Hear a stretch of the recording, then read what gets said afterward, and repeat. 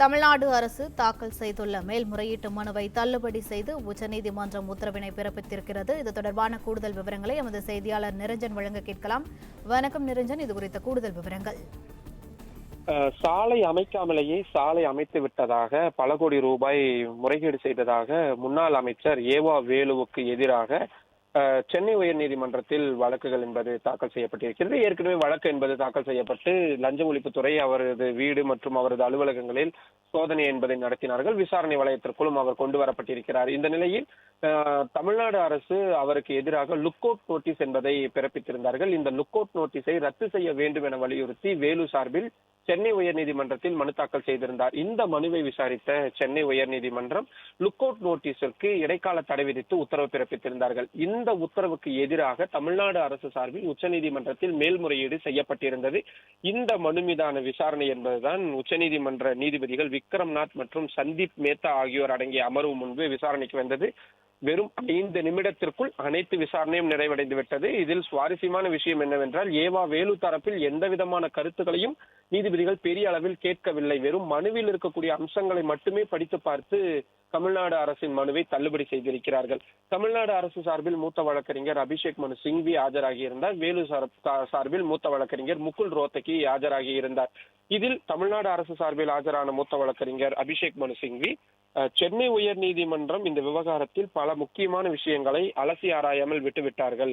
அது மட்டும் இல்லாமல் அவரது வீட்டில், அதாவது வேலுவுடைய வீடு மற்றும் அவரது சொந்தமான இடங்களில் சோதனை செய்ய போகிறோம் என்று லஞ்ச ஒழிப்புத்துறையிடமிருந்து தகவல் வந்த உடனேயே ஆள் எஸ்கேப் ஆகிவிட்டார். அவர் சிங்கப்பூர், இந்த வார்த்தையெல்லாம் அவர்கள் பயன்படுத்தியதுதான், நாம சொல்லவில்லை.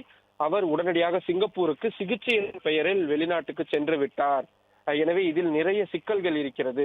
ஆனால் இது எதையுமே கவனத்தில் கொள்ளாமல் சென்னை உயர்நீதிமன்றம் அவருக்கான ஜாமீன் என்பதையும் கிட்டத்தட்ட கைது செய்யக்கூடாது என்ற உத்தரவை கொடுத்திருக்கிறார்கள். லுக் அவுட் நோட்டீஸை ரத்து செய்திருக்கிறார்கள்.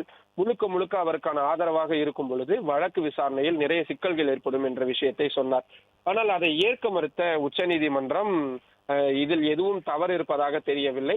எனவே அவர் அந்த லுக் அவுட் நோட்டீஸை ரத்து செய்ய இடைக்காலமாக தடை விதித்த அந்த உத்தரவை நாங்கள் அனுமதிக்கிறோம் என்று சொல்லி தமிழ்நாடு அரசின் மேல்முறையீட்டு மனுவை தள்ளுபடி செய்வதாக உத்தரவிட்டிருக்கிறார்கள்.